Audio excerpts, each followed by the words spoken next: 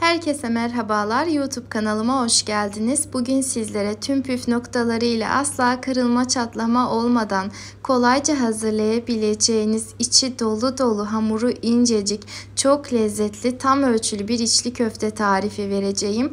Tarifimize geçmeden önce beni nerelerden izlediğinizi yorum kısmına yazarsanız çok sevinirim. Öncelikle hamurumuzu hazırlamakla işimize başlayalım.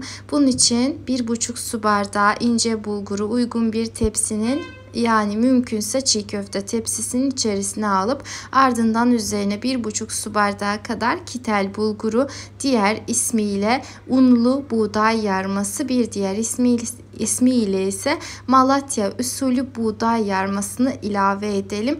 Bu bulguru büyük marketlerden, yöresel gıda pazarlarından ve aktarlardan temin edebilirsiniz. Türkiye'de her yerde bulunur ama Türkiye'de değilseniz, yurt dışındaysanız bulamazsanız, yani bulmanız mümkün değilse sadece ince bulgur da kullanabilirsiniz. Ardından üzerine 1 çay bardağı irmik ve 1 su bardağı da soğuk su ilavesi yapıp bulgurumuzu güzelce ıslatalım. Kesinlikle kaynar veya sıcak su kullanmıyoruz. Eğer sıcak veya kaynar su kullanırsanız yoğurma aşamasında hem çok fazla yapışacaktır hem de daha sonra içli köftelerinizi kızartırken çok daha fazla kırılma çatlama riski mevcut. O yüzden ben her zaman soğuk su ile yapmayı tercih ediyorum. Ardından üzerini hava almayacak şekilde güzelce kapatalım. Ben şöyle bir streç çektim ve en az 4-5 saat kadar dinlendirelim. Mümkünse bir gece öncesinden hazırlarsanız çok daha güzel olur. Eğer hava soğuk ise balkonda veya serin bir yerde dinlendirebilirsiniz. Sıcak ise mutlaka buzdolabında bekletmenizi tavsiye ediyorum.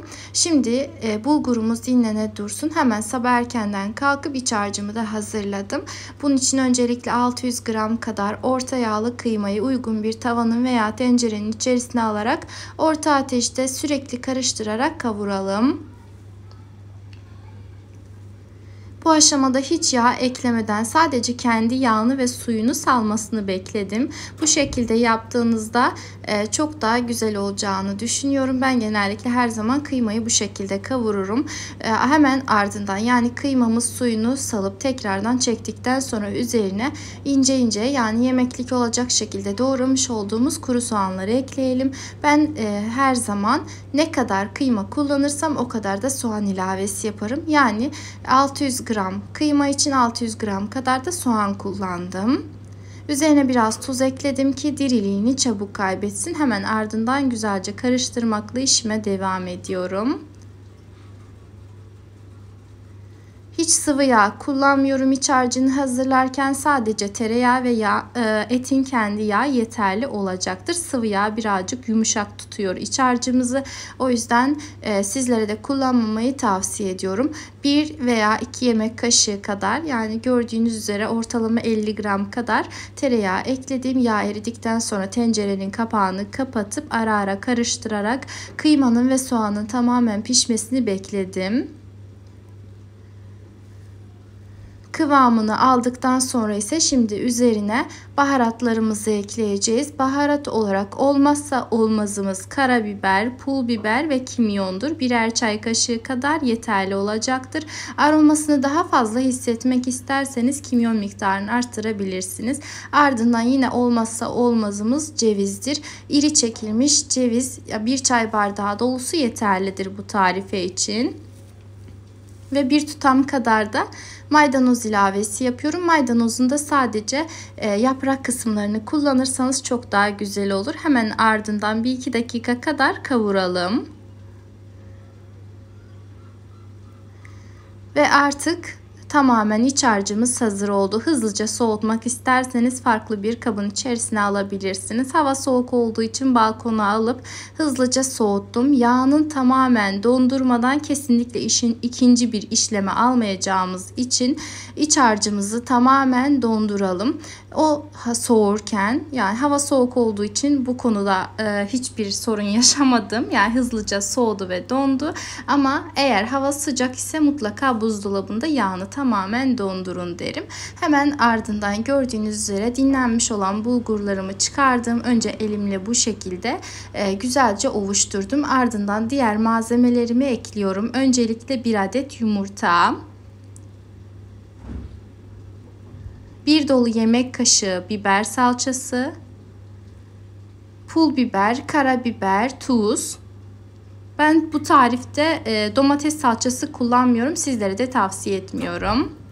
Çok fazla ekşi oluyor. O yüzden biber salçası daha güzel yakışacaktır. Ardından 1 su bardağı un ekledim ve şimdi elimizi ıslatarak yavaş yavaş iç harcımızı yoğuralım. Tüm malzemelerimiz bu kadar. Üzerine direkt suyunu eklemiyoruz. Yine soğuk, yani oda ısısında bulunan su ile elimizi ıslatarak güzelce yoğuralım. Hamur gerçekten bu tarifin en vazgeçilmez, en önemli kısmı. O yüzden ne kadar güzel yoğurursanız o kadar güzel olacaktır. Başta da söylediğim gibi eğer mümkünse mutlaka bu şekilde bir çiğ köfte tepsisinde yoğurmanızı tavsiye ediyorum. Eğer hamur yoğurma makineniz varsa onun içerisine alıp tamamen kıvam alıncaya kadar da yoğurabilirsiniz. Bu şekilde bastırarak sanki bir çiğ köfte edasıyla tamamen bulgurun ezilmesini bekleyelim. Ara ara elimizi de ıslatmayı unutmayalım.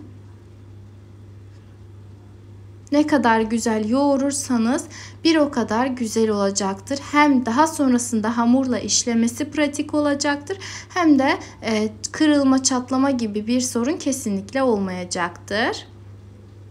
Hamur toparlamaya başladığında tekrardan yine elimizi ıslatalım ve devam edelim. Aşamaları özellikle gösteriyorum ki ilk yapacak olan arkadaşlar hamurla uğraşırken hani korkmasınlar, devam edebilsinler. Toparladıktan sonra tekrardan gördüğünüz gibi yumruklayarak da yoğurmaya devam ettim ve artık neredeyse hazır oldu. Ele yapışmayan ve tamamen toparlanmış kıvamlı güzel bir hamur elde ettim. Şimdi üzerini kapatıyorum ki hızlıca donmasın, üzeri kurumasın. Üzerini kapatmadan kesinlikle bir işlem uygulamıyoruz, aklınızda bulunsun. Ve başlamadan önce elimizi çok az sıvı yağ ile güzelce yağlayıp ardından ıslatalım. Yanımıza su almayı da unutmayalım. Sonra ceviz büyüklüğünde bir parça alalım. Elimizin orta kısmına yerleştirip baş parmağımız veya işaret parmağımızla genişletelim. Ben genellikle baş parmağımı kullanarak bu şekilde hazırlıyorum. Ara ara elinizi ıslatırsanız İşiniz çok daha kolay olur. Gördüğünüz gibi döndürerek kolayca hazırladım. Diğer kolay sanılan yöntemlerden bana göre elle hazırlamak çok daha pratik. Sadece hamurunuzun güzel olması çok önemli. Hamur güzel ise öyle ya da böyle elinizle çok daha kolay bir şekil vereceksiniz. Hamuru açabildiğimiz kadar açtıktan sonra içerisine 2 dolu tatlı kaşığı kadar iç harcından yerleştirip güzelce kapatalım. Hamurun hangi tarafını kapatıyorsak o tarafı mutlaka uca gelmeli. Aksi takdirde pişirirken çatlama, kırılma olabilir. Aklınızda bulunsun.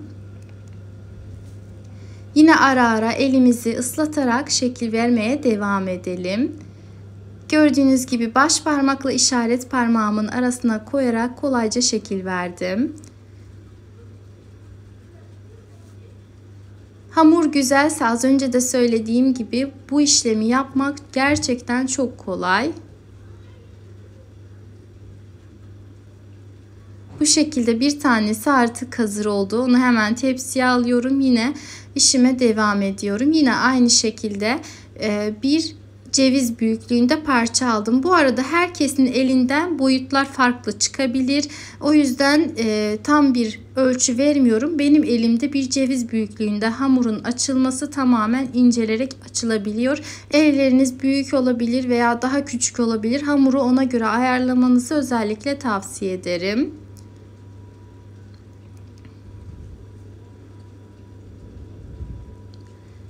Yine hamurumuzu inceltebildiğimiz kadar incelttikten sonra iç harcını yerleştirelim. Az önce de söylemiştim. Üzerine basarak tekrardan söylüyorum. İç harcımız mutlaka yağ donmuş olmalı. Eğer yağ donmadan hazırlarsanız gerçekten bu işlemi yapmanız çok daha zorlaşacaktır. Yani yağını dondurup yaparsanız hem üzerini kapatırken iç harcı ile dış harcı birbirine karışmayacaktır. Yani birbirlerine karışmadan kolayca kapanabilecektir. Hem de sizi rahatsız etmeyecektir. Yoksa iç harcı elinize yapışır, dışına yapışır, oraya buraya derken gerçekten işiniz zor olur. O yüzden mutlaka etimizi güzelce dondurup ardından işlemimize devam edelim. Bir tanesini de bu şekilde gördüğünüz gibi hazırladım. Eğer uç kısımları kalın kalırsa elinizle çıkartıp tekrardan şekil vermeye devam edebilirsiniz. Bu da hazır olduktan sonra şimdi size farklı bir yöntem göstereceğim. Özellikle göstermek istedim ki eliyle yapamayanlar için bu şekilde kolay bir yöntem olsun. Bana göre yani elimle hazırlamak çok daha kolay. Hatta bardakla daha zor geldi. Çünkü elim alışkın olduğu için, ama ilk yapacak olanlar, elinde şekil veremeyecek olanlar için bu şekilde bardağın içerisinde de yapabilirsiniz. Öncelikle bir kahve fincanını aldık. İçerisine bir poşet veya streç yerleştirip ardından hamurumuza şekil verelim. Yine elimizi ıslatarak şöyle kenarlarını olabildiğince inceltip ardından içerisini iç harcı ile güzelce dolduralım. İçerisini bu arada doldururken mutlaka ağzına kadar güzelce dolduralım ki içi boş olmasın. Yani ne kadar dolu olursa daha sonra hem keserken görüntüsü hem de yerken lezzeti çok daha güzel olacaktır. Şimdi streçin kenarlarından kaldırarak uçlarını birbiriyle kapatalım. Ardından streç'i alıp tekrardan elimizde şekil vermeye devam edelim. Bu arada dilerseniz bu şekilde yuvarlakta bırakabilirsiniz. Yani illa içli köftenin kendi şeklini vermek zorunda değilsiniz.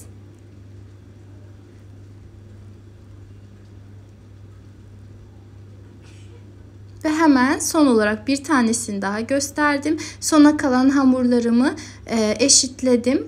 Boyutlarını eşitleyip bu şekilde yapmaya devam ettim.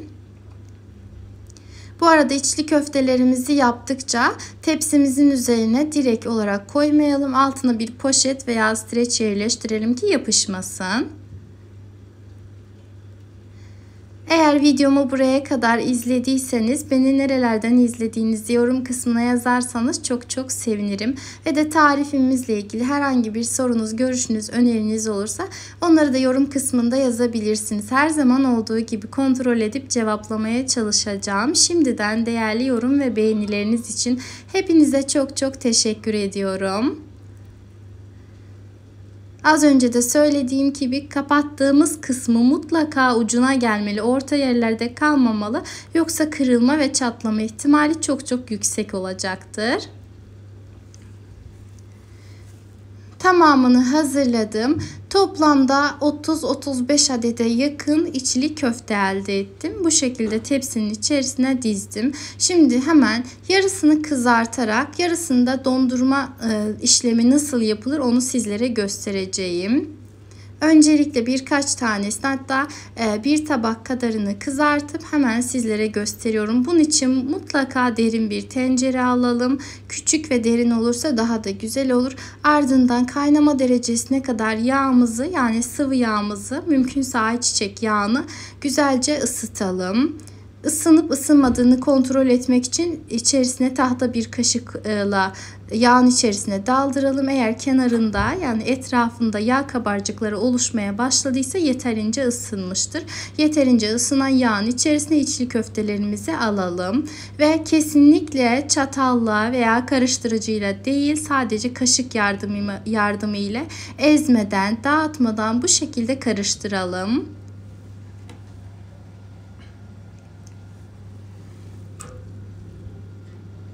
Yağ ile her tarafı temas ettikten sonra sertleşmeye başlayacaktır. Bu aşamadan sonra zaten asla kırılma, çatlama olmaz.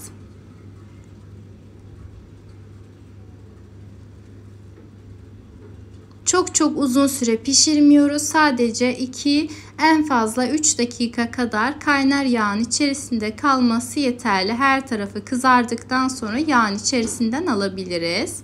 Yine aynı şekilde tek tek alıp bir mutfak havlusu serilmiş tepsimizin içerisine koyalım ki fazla yağından arınsın. Özellikle tek tek alıp sizlere göstermek istiyorum. Gördüğünüz gibi kesinlikle kırılma, çatlama olmadı.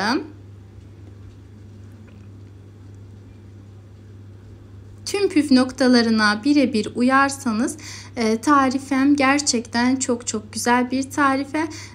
Mutlaka deneyin derim. Bu arada eğer denerseniz denedikten sonra deneyecek olan arkadaşlara da fikir olmak amaçlı deneyimlerinizi yorum kısmına yazmayı unutmayın lütfen.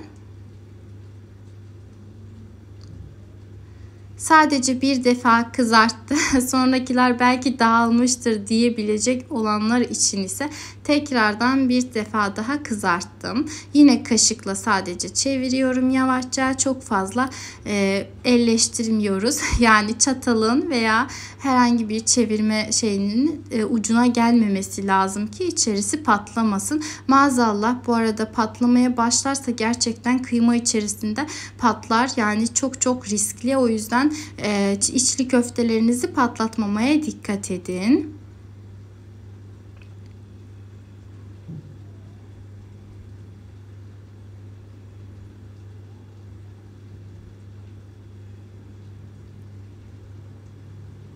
Ve servis için yeteri kadar kızarttım. Geriye kalanlarını da donduracağım. Bunun için ben öncelikle tamamını tek tek dondurmak amaçlı dondurmadan önce böyle bir streç filme sarıyorum. Hem şekli bozulmamış oluyor, hem donma aşamasında buzdolabının tadı, kokusu geçmemiş oluyor. Yani buzluğun, hem de bana göre çok daha pratik. Alırken de hem birbirine yapışmamış oluyor. Sizler de mutlaka bu şekilde deneyin derim. Sadece içli köftelerde değil, tüm tariflerde bu şekilde yapıyorum. Hamur dondururken bile tek tek önce streçe sarıp ardından tepsinin üzerine alarak donduruyorum. Tamamı donduktan sonra ise bir poşetin içerisine, yani kilitli bir buzdolabı poşetin içerisine alıp istediğiniz zaman tek tek çıkartarak pişirip servis edebilirsiniz.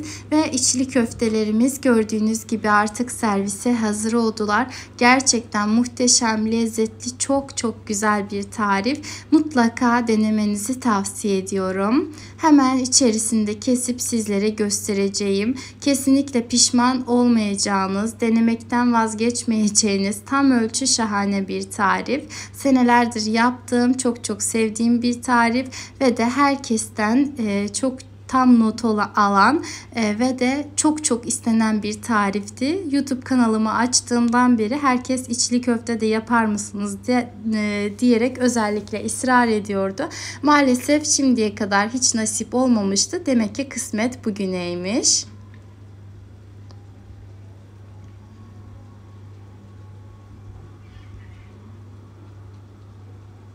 Gördüğünüz gibi gerçekten hamuru incecik, çok güzel ve de lezzetli. Bu arada hamuru da kesinlikle çok sert olmuyor. Yani tam yenilebilecek kıvamda. Daha önce hiç denememiş olanlar için özellikle göstermek istiyorum. Yerken üzerine bu şekilde kestikten sonra bolca limon sıkarak servis edebilirsiniz. Oğlumun da en çok sevdiği köfte tariflerinden bir tanesi. Şöyle artık tamamen hazır oldu. Gördüğünüz gibi eğer videomu beğendiyseniz lütfen beğeni bırakmayı, yorum yazmayı, kaydetmeyi ve de aşağıdaki paylaş butonuna tıklayarak sevdikleriniz ve ailenizle paylaşmayı unutmayın. Ve bir sonraki videolu tariflerimden haberdar olmak için ise kanalıma ücretsiz bir şekilde abone olarak bildirim zilini tüm olacak şekilde etkinleştirmeniz yeterlidir. Yepyeni videolu tariflerimde görüşmek üzere. Kendinize çok iyi bakın. Allah'a emanet olun.